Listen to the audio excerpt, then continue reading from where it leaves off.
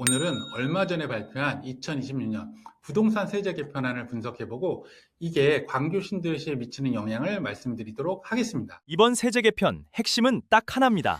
내 집에 내가 사느냐, 어디 사는지 몇 채인지에 따라 세금이 달라집니다. 그러니까 세금부터 계산하고 움직이세요. 이번 세제 개편안의 핵심 키워드는 바로 실거주입니다. 지금 보시는 표는 사람을 네 유형으로 나뉩니다. 첫 번째, 1주택 실거주자, 두 번째, 1주택 비거주 임대인, 세 번째, 다주택자, 그리고 고령자, 초고가 주택 보유자입니다.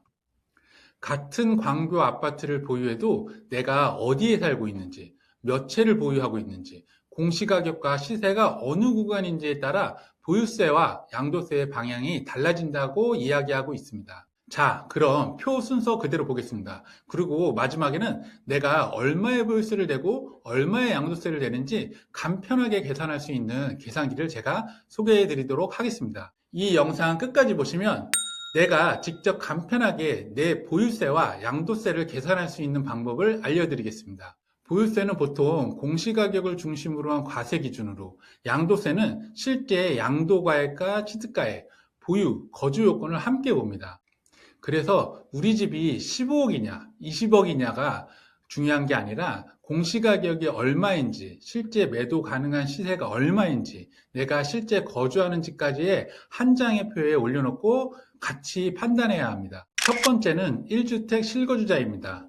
이 표는 이 유형을 종합부동산세와 양도소득세로 나눕니다. 먼저 보유세입니다. 개정안에서는 1주택 실거주자의 기본공제를 공시가격 14억 원으로 상향하고 공정시장가액 비율을 60%에서 70%로 높이는 방향을 제시했습니다. 여기서 핵심은 단순히 공제가 늘었다가 아닙니다. 공시가격 구간과 세율 구조를 함께 봐야 한다는 겁니다. 표의 해석대로라면 시세 20억 미만의 실거주 1주택자는 종부세 부담이 사실상 크지 않을 가능성이 상당히 많습니다. 반면 고가주택 구간은 세율 인상이나 누진 구조의 영향을 더 크게 받을 수 있습니다. 광교에 적용해보면 핵심 입지의 1주택 실거주라면 무조건 매도를 서두르기보다 공시가격과 예상 보유세를 먼저 계산해 보셔야 합니다. 생활권, 학군, 출퇴근, 신분당선 접근성처럼 실거주 가치가 유지되는 단지라면 세금만 보고 움직일 이유가 하나도 없습니다. 다음은 양도소득세입니다. 그래프를 보시면 시가 12억 원 이하 비과세는 현행대로 유지가 됩니다.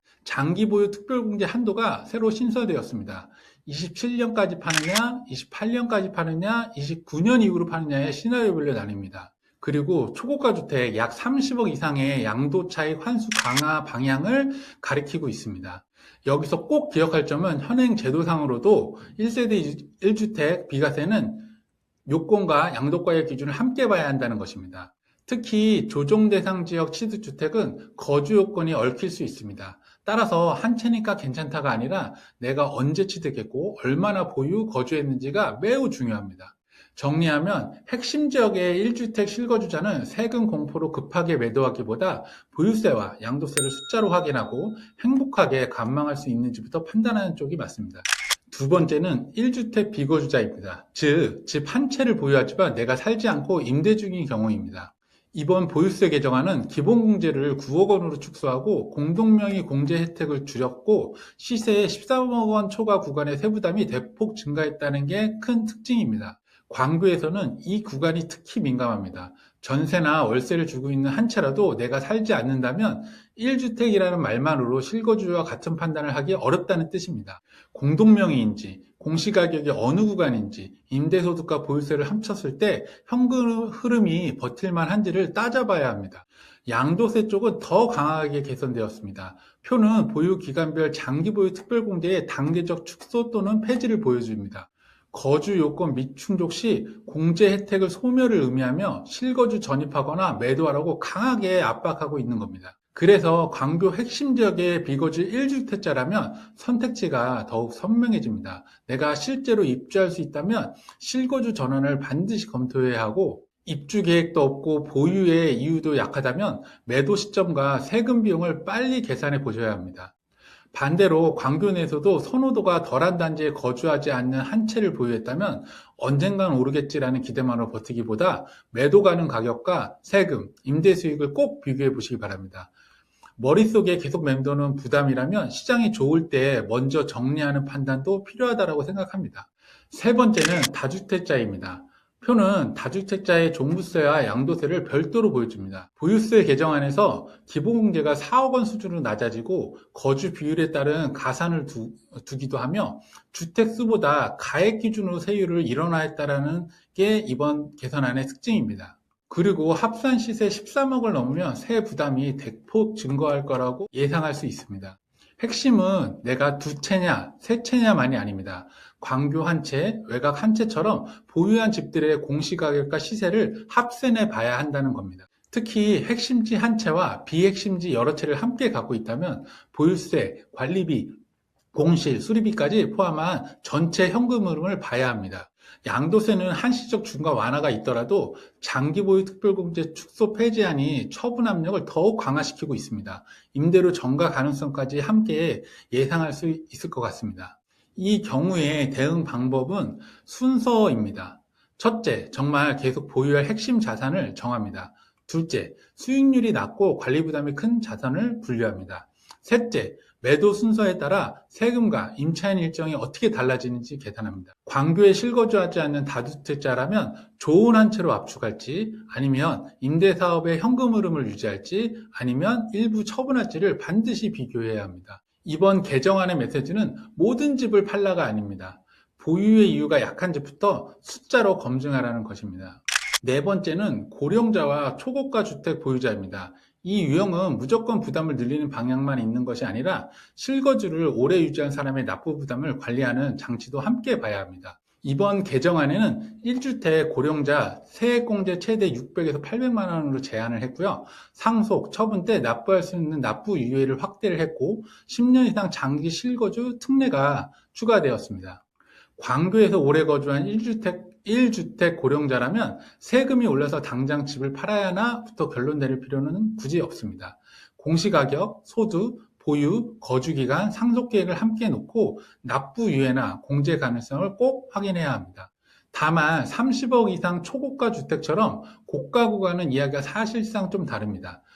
이번에 제시한 것처럼 종부세 부담이 수백만 원 단위로 달라질 수 있으므로 단순 보유세뿐만 아니라 향후 양도, 상속, 증여까지 묶어서 세무 전문가와 함께 상담해 보시기를 권해드립니다. 마지막은 이번 세제 개편 개선안이 시장 변화를 어떻게 가져오는지에 대한 시나리오입니다. 초고가 주택의 보유세 부담이 늘어날 거고 지방 저가 주택과 비아파트 매물이 증가할 거로 예상합니다. 똘똘한 한 채 중심의 가격 양극화가 일어날 거라고 생각합니다. 그리고 무엇보다도 전월세 물량 감소와 임대료 상승을 불러일으킬 확률이 크다라고 생각합니다. 광교 신도시에서는 이 흐름을 크게 두 가지로 읽을 수 있습니다. 첫째, 실거주 선호가 강한 핵심 단지는 매물 희소성과 생활권 가치가 더욱더 부각될 거라고 예상을 합니다. 둘째, 비거주 보유자가 임대 대신 입주나 매도를 고민하게 되면 전세, 월세, 물량은 줄고 임차 수요는 더 빨리 움직여야 할 가능성이 있습니다. 그래서 생애 최초나 신생아 특례 대출 대상자처럼 예산안에서 광교에 들어오고 싶으신 분은 가격이 오를까만 보지 말고 실제 전세, 월세 물량과 매매 전환 가능성 매물을 동시에 봐야 합니다. 대출 가능 여부와 조건은 반드시 금융기관 전문가와 확인이 필요하지만 좋은 집을 고르는 출발점은 실시간 매물과 실거래가 흐름입니다. 세제 개편 개선안은 제가 앞에서 말씀드린 것처럼 실거주라는 키워드를 특히나 강조하고 있습니다. 실거주를 해야 된다라는 것과 실거주를 하지 않으면 실거주를 하라고 강조하고 있습니다. 그러면 모든 주택에 사람들이 실거주를 한다라고 하면 지금 실거주를 하지 않는 그 세를 살고 있는 사람들이 그 집에서 나가야 되는 상황이 발생을 할 거고 그만큼 세를 주는 집들은 점점 줄어들 거라고 예상이 됩니다. 그렇다면 앞으로 벌어질 일들은 이 세를 구하기 어려운 사람들이 이 세를 구하기 위한 물량이 적다 보니까 이 월세로 흘러가는 현상이 더욱더 두드러져서 전세 시대가 거의 끝날 거라고 생각을 하고 그 다음에 이 집을 가지고 있는 사람과 월세를 사는 사람의 이 두 가지 형태, 약간 미국식 그런 선진국식 시대로 이제 흐름이 바뀌지 않을까 이렇게 예상을 해봅니다. 자, 오늘 내용을 광교 신도시 기준으로 한 줄씩 정리하도록 하겠습니다. 핵심 지역 1주택 실거주자는 보유세를 계산한 뒤 생활권 가치가 유지된다면 성급한 매도보다 관망을 우선 검토하시기 바랍니다. 두 번째, 선호도가 덜한 아파트 실거주자는 보유세, 양도세, 추가 자금이 감당이 된다면 핵심지 갈아타기 창을 한번 살펴보시기 바랍니다. 세 번째, 핵심 지역 1주택 비거주자는 실제 입주가 가능하다면 실거주 전환을 심각하게 고려해야 되고, 그게 어렵다면 세금 임대 수익을 반영한 매도 시점을 또 심각하게 검토하셔야 합니다.